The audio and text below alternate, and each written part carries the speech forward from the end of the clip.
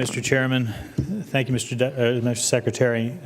I had to step out of the room when my name was first called, so I apologize. And I'm going to take a guess that nobody asked this question yet. Mine is much more focused than the last question, and it has to do with one government program that actually works, and it's the black fly spraying program.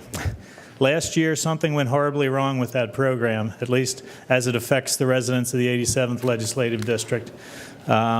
It was pretty much level funded as it has been the past couple years, but come August and September, there was no money left in the pot to spray, and my residents noticed, and they noticed it very loudly.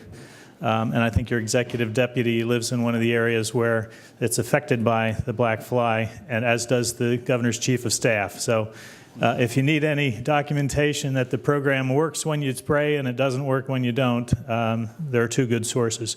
If there's anything we can do to look at what happened last year, and maybe it had to do with weather, and maybe there's a good explanation for it, but the explanation that came out of last year's department was that the legislature cut our appropriation and we didn't have any money to do it.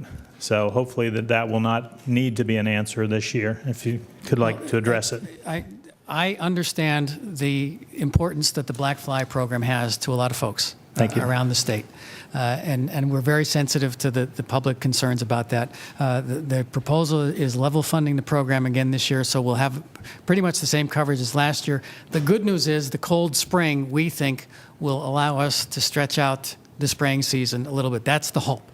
Would be happy to keep you informed and have a much more involved conversation about it.